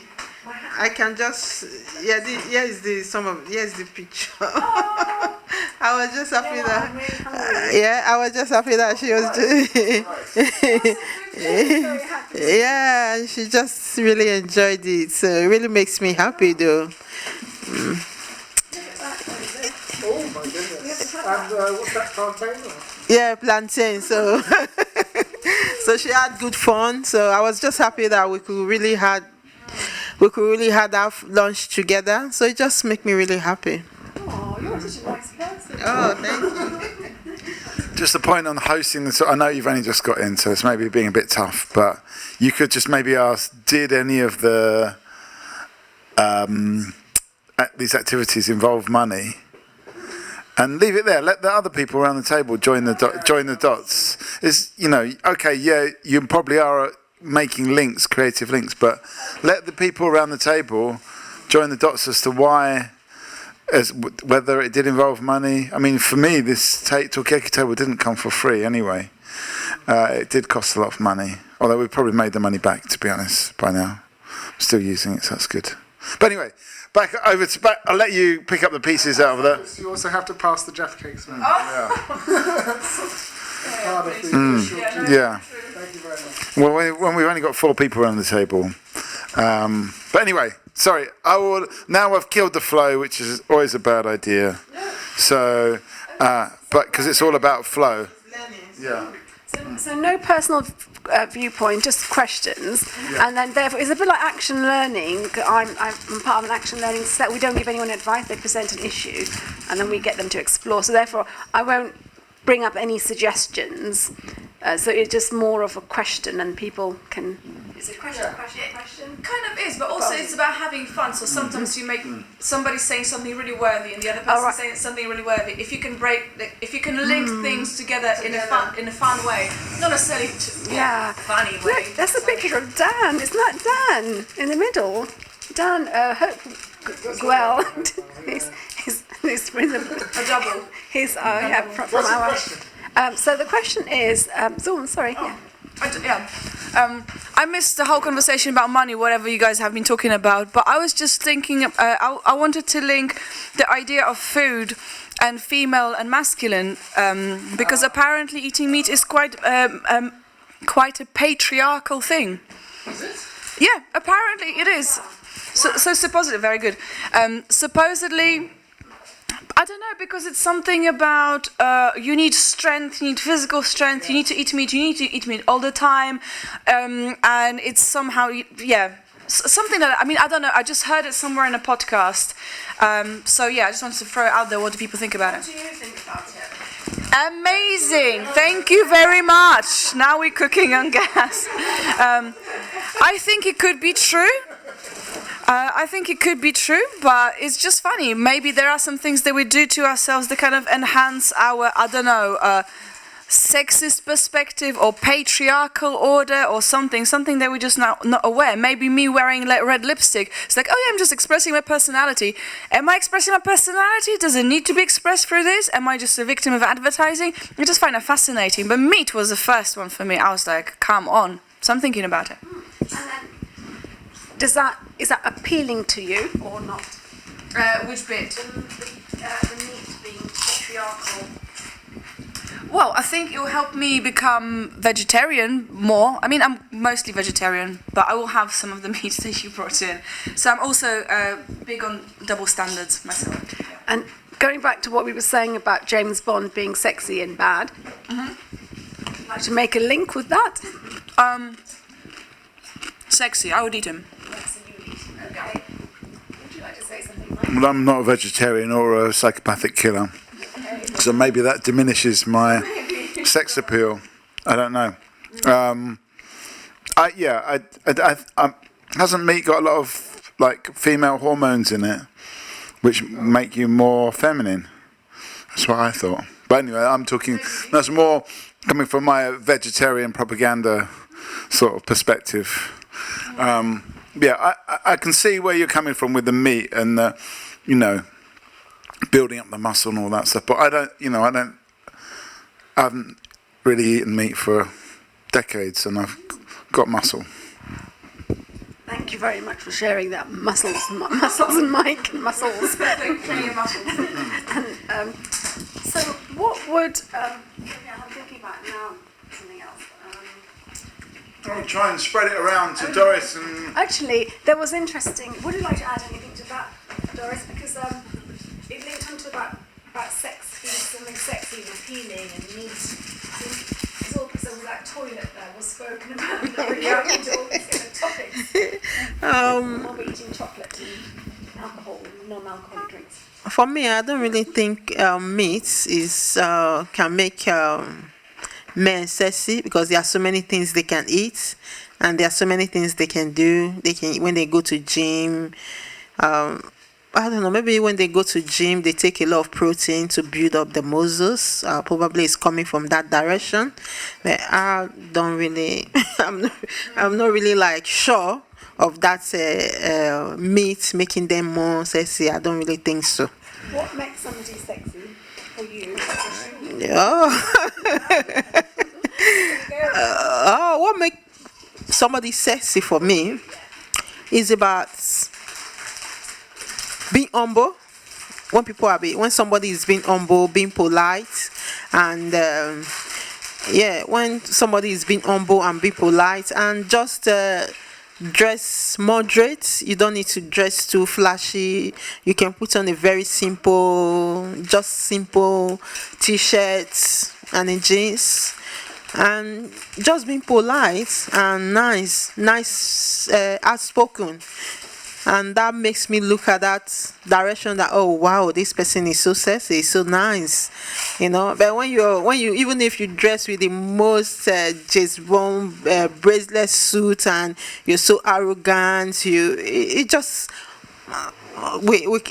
can't even remember that person or remember how the person looks like, because the appearance and the way the person spoke has already pissed me off. That what kind of where is this being coming from? But if you are just nice, I think the voice is what make me feel that people are sexy, because the way they approach you and talk to you, it makes so the voice can turn a lot of things around. So to me, that's what I think. That's my own opinion. Voice is sexy. Yeah. Anything else that you find sexy apart from yourself? So as we've got a new face, so you can do a round of names if you remember, and you can ask a new person. Doris said, welcome to our talking table. I think that's the name, isn't it? That Table. And we have Doris here, and we've got Margot, isn't it? Margot, and Ranjita, and then Joseph? Mikey. And Sophie. And Sophie. Very nice to meet you, Sophie. Would you like a drink, Ranjita, by the way? Because I know that you finished your whatever you were drinking. Yeah. I'm okay, actually. You're okay? Thank you very much. So what brings you here, Sophie? I'm okay. Mikey, the Mikey. Oh, yeah, sorry. Here we go. Don't know what in it. Bringing me here is gives me something to do. I'm friends with the people who actually run this station. They're my friends. They help me with they're helping me with courses. And being Sophie's my alter ego, as you probably noticed, I've just rushed in and got changed. I suppose I've had a change of underwear and everything, but I've been busy elsewhere. But it's what I feel like when I have my alter ego, it feels different. I'm a different person. As you can see, I haven't actually had the chance of kind of a rush, because I've been in the process of a move as well, so everything's upside down. Welcome here. We've been exploring different topics, including advertising, about history, who has power, and then Mikey has a hands up. Yeah, you can finish yours. Okay. So I'm giving Sophie an overview, and these ideas have been connected. So if you'd like to connect with anything about these topics, like Kate Middleton was a topic, wasn't it? And because it's also International Women's sort of History Month, and then what does that mean to different people, and and then the world, because we're talking from a very Western context. So all of those ideas. Thank you, Mike. Last week we did a Talkaoke in Thurrock, and I did ask. It was a slightly different question. It wasn't what makes a man sexy. It was, what was it about everyone around the table had a husband or a wife, apart from Margot, and I asked them what was it about your husband or your wife that kind of sealed the deal. And it was really interesting to hear what people said, because it wasn't what you expected. It wasn't. It was more things like being able to listen, or that was one, I think, or the voice. Yeah, there was someone else said that I met this guy. He didn't have a good body, but he had a lovely chocolatey voice. So I was really interested because it was kind of not what you expect, and it's certainly not the sort of things I think you get on a dating app, which is and I wonder if it would actually work on a dating app to actually have like a chocolatey voice or somebody just listening. How would that work? So yeah, that was just my observation. I was just going to feed that into the conversation. Thank you, Mikey. So do you think then sexiness has been missold to us? In fact, sexiness is something else compared to what's presented in dating apps, for example. Who would like to? Is it? Yeah. I mean, I don't know, but I do think that, for instance, I went to Broadway Market yesterday. I was like, Broadway Market full of twats. Mikey lives there, by the way. But there's something, and I was like, there's a lot of people who are like really good-looking people that I could potentially fancy. But I think it's more to do with, because obviously I don't know people's personalities, but everybody looks like the contemporary look that's being kind of peddled on Instagram or whatever. And I think that kind of element of being recognized, like for instance this hat, I would imagine that's like kind of maybe not so fashionable now. I don't know, but like it was in trend, you know. So people wearing like colourful beanies. That's what I'm trying to say. That like when you see people like this is really not a beanie. It's like much more chunky. But you know, it kind of. I found myself noticing people, feeling drawn to people because they looked familiar. They looked what I see on social media and that kind of stuff. So I wonder to what extent my idea of what or who I find sexy and why is shaped by that. But I think one of the things that I realized, like for sure recently, that there has to be the kind of intellectual element, because without it, it's just not possible for me to connect with somebody on a deeper level. So even the voice won't work, you know, voice would not help. So it's not just the voice, but what they say with that voice. Yes, thank you. That's exactly. Yeah, that's why I'm single. There you go. And then it was something else about the voice and the kindness. So is it something about feeling safe? Makes a person sexy? Is it? Because isn't that the opposite in the media? I mean, I think it's always a kind of mystery, really, isn't it? And I think, in a way, it sort of comes on to sort of other things we were talking about earlier on about, do we really know what we want, or, you know, what actually triggers our emotions, or do we not? Because I think it's kind of like a post-fact rationalisation of where you are at the present time. But so it may be that wasn't what initially. You know, that's what they're thinking about now, but is it initially what they really kind of attracted them? Or maybe it was just they were just in the right place at the right time. I don't know. I think it's a huge mystery.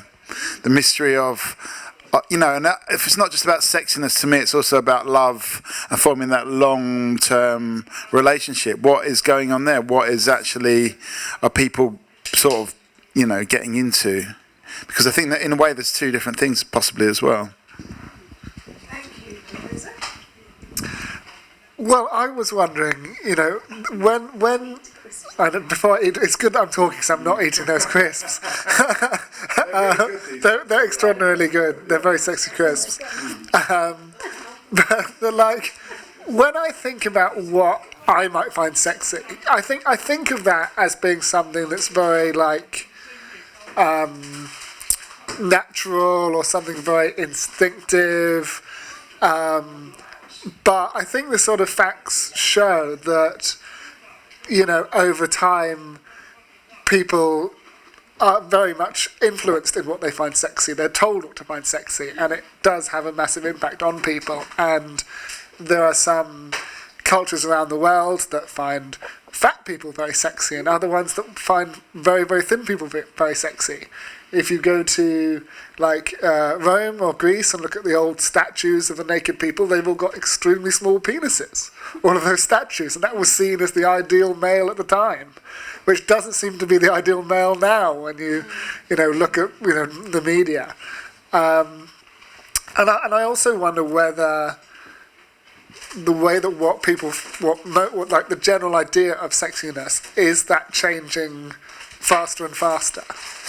Because like it seems now like 1 year there's the Brazilian butt lift, you know, where suddenly big butts are the thing, and then the next year everyone will be getting their butts taken off again, you know, and it's just that these things are changing sort of faster and faster, and they're getting stranger and stranger. Yeah, and it's something that I think we don't have any control of somehow. And it's faster and faster. So, are things? Oh, yeah. We have one more. No. So, nice and they're healthy. so in terms of then, you guys will be. You have your hand up. Go on. I just want to chat for a second, Ranjit. So when you do your little sum up in between, you can actually look around and see what kind of elements, look in people's faces, what sort of elements are they interested in? Are they interested in this continually changing sexiness? Are they interested in the secret of true love? Are they interested in crisps? Are they interested in how media influences what we desire? Yeah. You know, this is just, if you basically do all that sum, but you're actually looking at people to see what's actually giving that little spark. It's hard to tell because Yeah. I don't know. There's a different sort of energy. Is that your hand up, your finger up? You're going to say something. Okay, so for yours. Well, I think it would Grab be. the mic. Well, then. That's right, I'll hold. I think with being a man, being a man and want to go for the change to someone else is a big, tough decision. And I'm actually on the waiting list, as Margot's already looked into it for me. There's a long waiting list, but I feel in myself that I prefer wearing clothes that fit a young lady, to be honest. I find that better. And when I was getting ready, I could hear about talking about body parts. I don't want to be fucking rude now. I prefer having boobs and the other part that I've got taken away and having it is different. I know I was going back to the subject, but it was already on when I arrived, but that's the way I see it. No. Thank you for sharing that with us. I mean, I think it also is what's interesting as well. It's not about an attractiveness. It's always thing about like what you want other people to think about you, but it's also what you think about you as well. And I think that what Sophie's saying really illustrates that.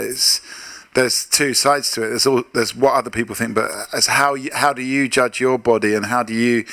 And I'm wondering as well whether that sense of attractiveness also rubs off on other people. If you feel more attractive, that you're more attractive, do other people then go, I don't know the answer to this, because even though I've just turned 50, it's all still a mystery to me.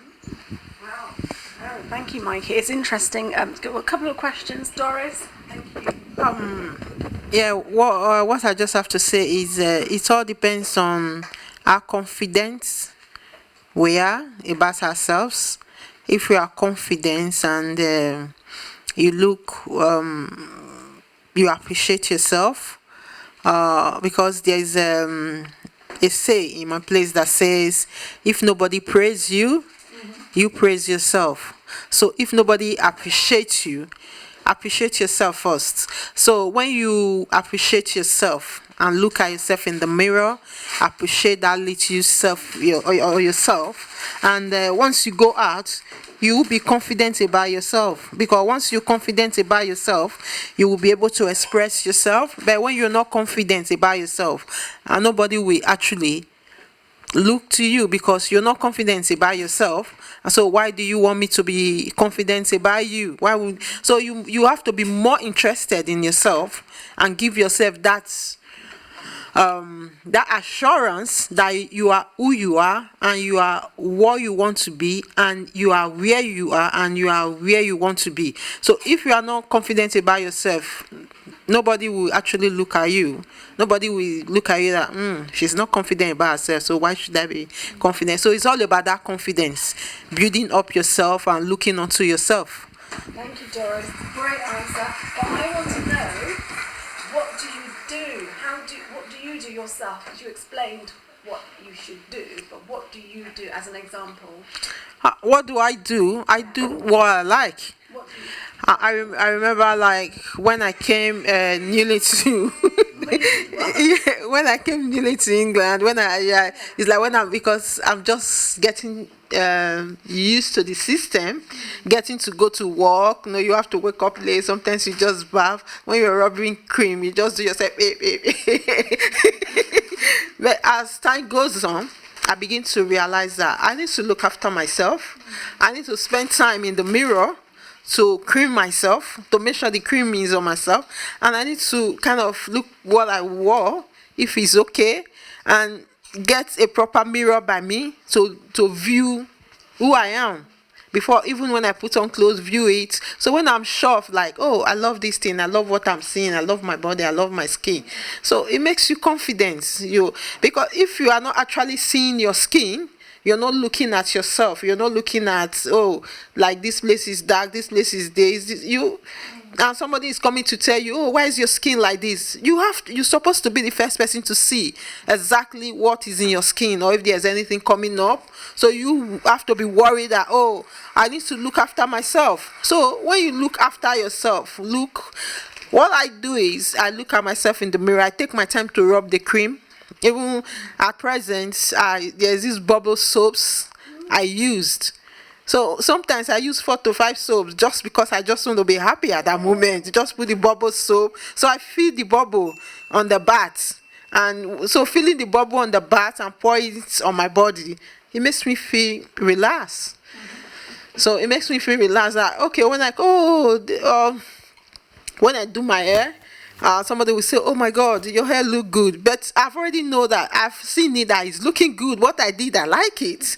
And when somebody is telling me, oh, your hair look good, it gives me that, oh, you've seen me, because I've already seen myself. But when I wasn't seeing myself, those days I don't see myself, I just do. And nobody tells me, oh, your hair look good, because I didn't look at my hair. And so when I actually look at my hair, I do it the way I want, and I'm happy with it. And when somebody will now say, oh my God, this hair is really looking good, I say, yes, I've looked at it. Somebody see me. You understand? So you need to actually look after yourself, and it's what you want. And when you are confident about yourself, it gives you the assurance that you're doing something good, and somebody will see you and say, wow, or maybe somebody will pass and just look at you and say, yes, that tells you you're doing something good. So like now I do go to gym, I do go to fitness class. I don't do that before, but I do it now, and coupled with all, and I watch exactly what I eat. So before, I don't really care about myself on this level, but now I care, and I try to look out for things that I will use. So even before I use anything, I need to read it, the impact, even the makeup, the lipstick. And so even then, when I used to use fall makeup, foundations and everything, because I don't really look at myself, it makes me feel bad. But even these days, I don't really use not that I don't use makeup, but I don't just fancy using it. I just want to leave my face plain, and I love it, and it helps me to build my confidence. So you just do whatever you know is going to help you build your confidence. If it's just to spend extra time in the bathroom that's going to build that confidence for you, why not?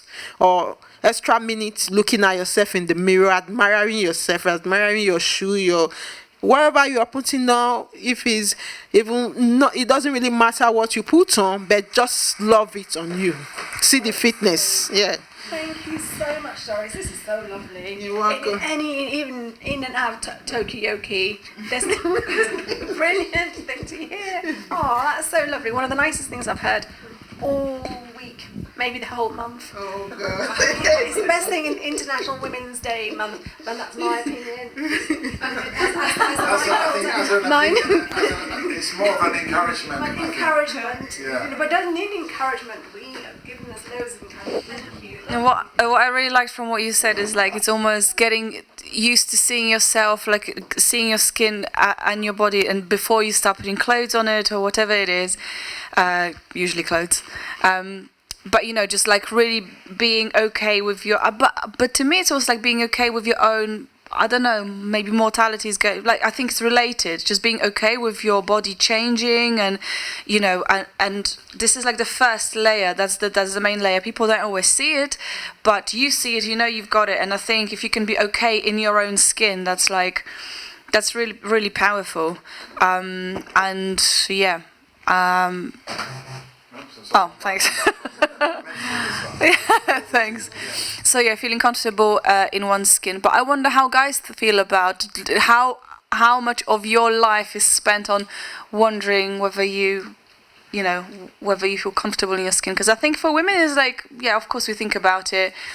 But yeah, what about the guys? I feel, 1 minute. You know, some men, they like their hair.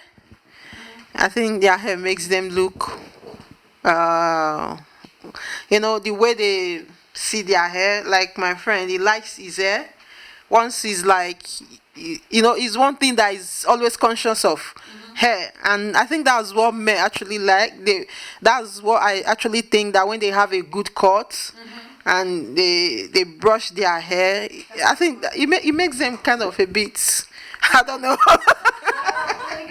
So, you identify as men. What makes you sort of feel attractive in the way that Doris has presented, like Doris's perception of attraction? I mean, I rarely look in the mirror, to be honest. I think it's and I don't necessarily equate how I'm looking with attractiveness. I mean, I think to a certain extent, obviously women do care about how men look, but I think it is much more about your personality. So yeah, I don't think about it either for myself or for what other people think, and I can go days without looking in the mirror as well. And the looking is something different, isn't it? But let me just ask a question. But once a while, you do go to the barbers, is it? To have your hair cut. Did you go to hours before Kate Middleton visited? Yes, you because. You see,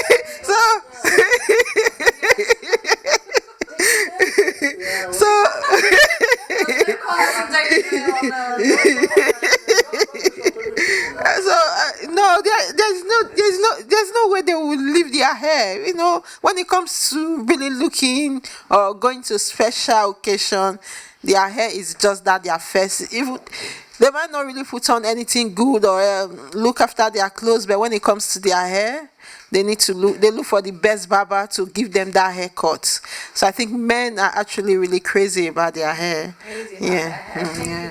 Doris, when you were talking about the cream, it wasn't. You were saying you prefer not to wear makeup. So when you said about attractiveness, it's not because you're actually feeling more attractive because you're not wearing makeup. You're looking at the skin and the naturalness of it, and you're finding it pleasurable. It sounds like. Yeah. So in continuing that, self-care, attractiveness, what do you do as an example? I mean, I do think like keeping yourself fit and to be like, I like to cycle, I like to go running, I like to do yoga. I definitely like to. I've been wearing barefoot shoes pretty much exclusively. Not other people wearing barefoot shoes. That's not what I mean. But I've only been wearing barefoot shoes for about 10 years, it just feels really good. My feet are better. What happened is I broke my foot playing football, and then I sort of realised I needed to just have more flexibility in my feet. So I've just been wearing barefoot shoes ever since. I wear them for jogging and walking around the park. So it's self-care, Joseph, and attractiveness in your hair. Well, look, I mean, self-care. This is a question. This is my nemesis. This question. Last year I had a life coach, and one of the questions he asked me was, "What is your self-care routine?" And it flummoxed me so much I stopped going. I was so sort of perplexed by the idea of self-care that I couldn't even. I'm like usually a pretty expert bullshitter, and I was lost for words in a way I couldn't explain literally. Why do you think you reacted that way? I don't know. I think that I think a lot of men probably don't think of self-care as something that they should be focusing on in a way rather that, you know, advertising, I think, is for generations has told women that they need to be spending huge amounts of money on things to constantly put on themselves, and they should be constantly pampering themselves, for better or for worse. Doris was talking about self-care not in the opposite way, actually. So yes, in well, Doris's definition, what do you think, and do you connect with that and apply it to yourself? Well, I think she speaks sense. And then what you know. So if Doris asks you that I'm not your life coach, yes. How would you answer that question? If which question? About self-care, but from Doris's perspective. So what is the question? About, you know, how do you look at your inwardly and outwardly yourself, about your health and well-being? Well, I think that I don't know. I mean, I think it is something I'm thinking about more and more, and that, you know, I think I've sort of got over a bit of my life where you're constantly worried about, am I as good as this person, or am I going to manage to get this career or that career, and instead you sort of think about where you are in life and how you can just accept both who you are and the trajectory you're going in your life, which I think is healthy, but. I was thinking, this thing around looking in mirrors and how there's that sort of classic trope that you see, like, blokes who obviously don't look after themselves trying it on with young women who are very attractive, and you'd think, why do they think they've got a chance, And I think that there is a thing where they haven't looked in a mirror, number one. But I think a lot of men think, oh, I can just be attractive by just my confidence, and that's just what it is. And I don't need to put in the effort to look after myself because I'm so naturally great, that a lot of men have that false sense of confidence. I mean, in some ways that's good. To be confident in yourself. No, I'm avoiding the question. But I'm just going to keep talking until we run out the clock. Yes. So would you like to answer the question? No. Can I just ask you? Can I just tell you something? No, don't worry, I'm fine here. Yeah, I know actually men generally always have that thought that why do I have to look after myself? Why do I have to look at the mirror? But to be honest, you have one life. Nobody is actually different from looking after themselves because you are the boss of yourself. You are the one to tell yourself what exactly you want, and from your mental well-being, it starts from you. Your mental well-being, it starts from you. Mental well-being, it starts from you. You have to really look after yourself because it's when you look after yourself, you have the value for yourself. If you are expecting someone to look after you, nobody, because even the women you're running after, they just check your pocket and see, okay, there's something in that pocket, let me go there and get it. And once when they get it, they are gone. But they left you where they met you.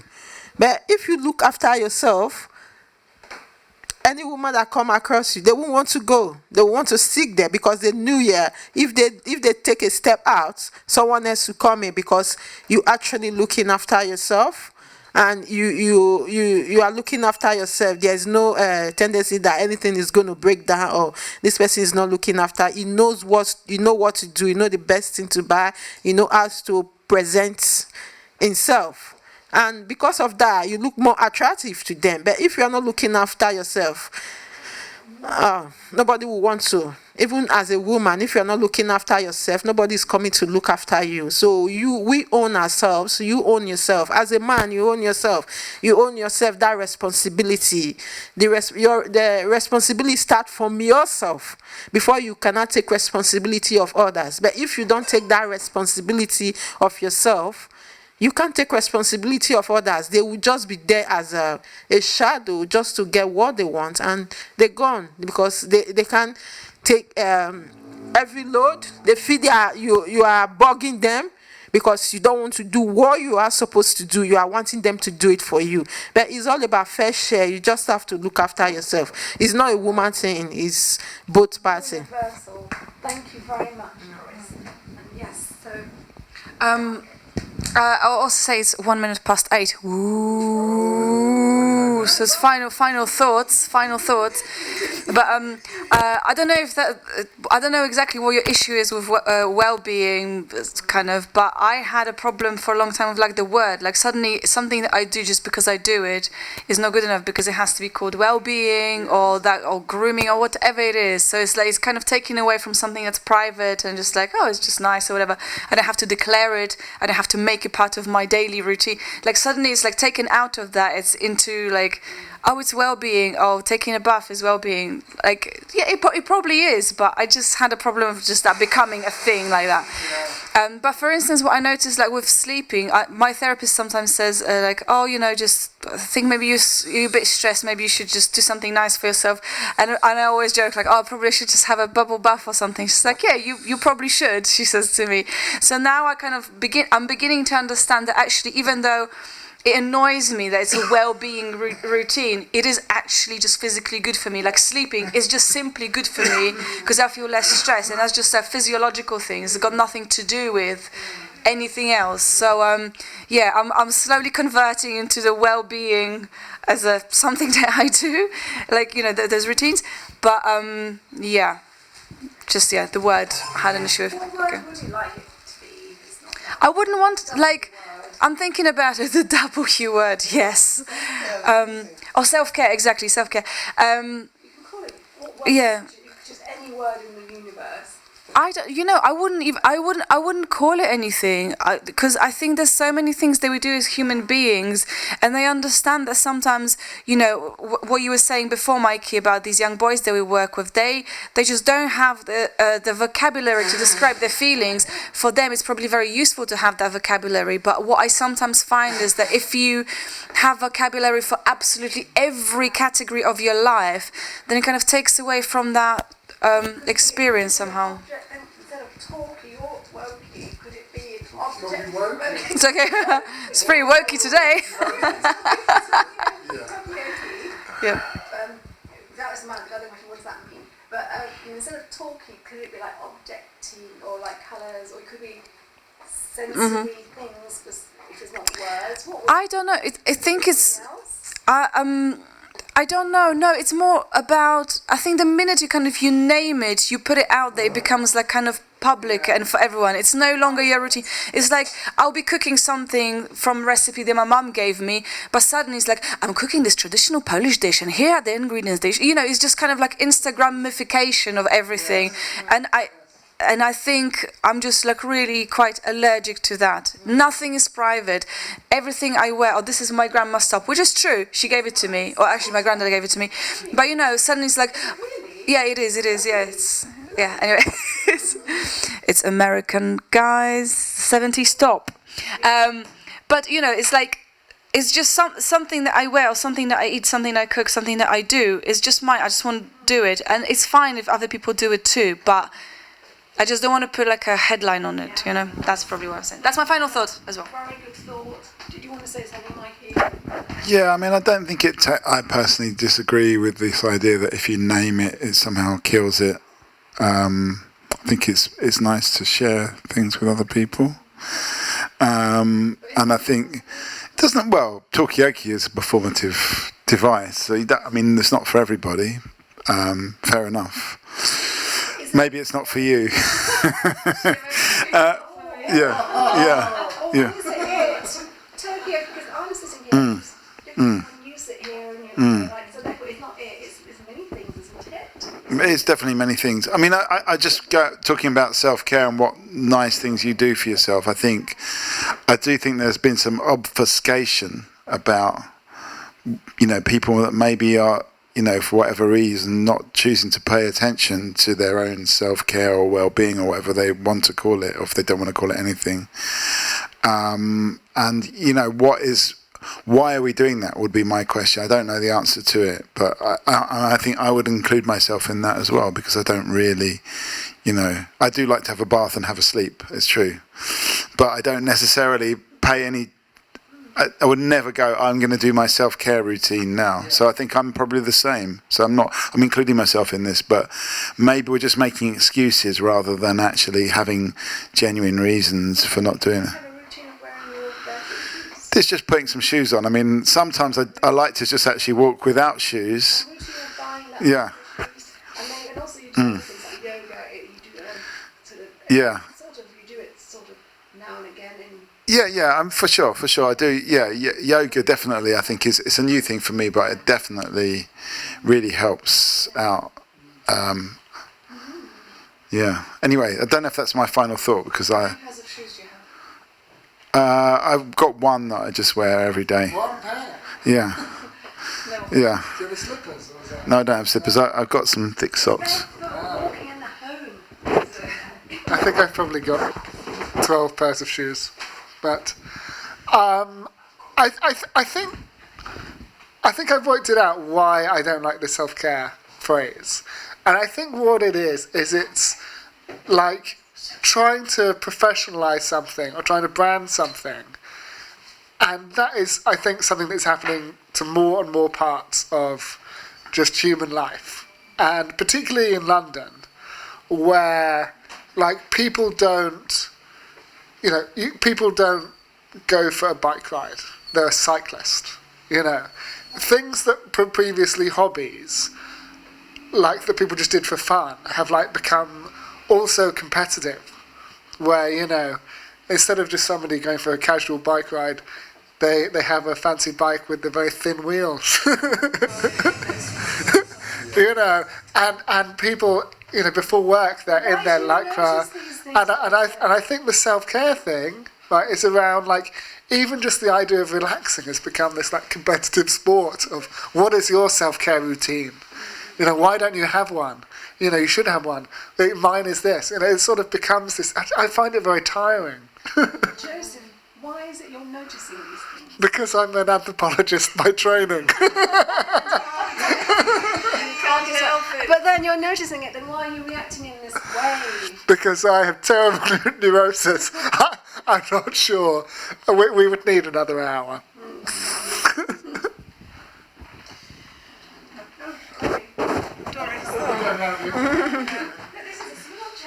It is. But you didn't get tangled, which is pretty good. Oh, okay. Okay, go ahead. Yeah, my final thought on this is being a women's month, and it is good to actually pay some attention to ourselves, because it's when you pay attention to yourself, you understand yourself more, and you will be able to help others.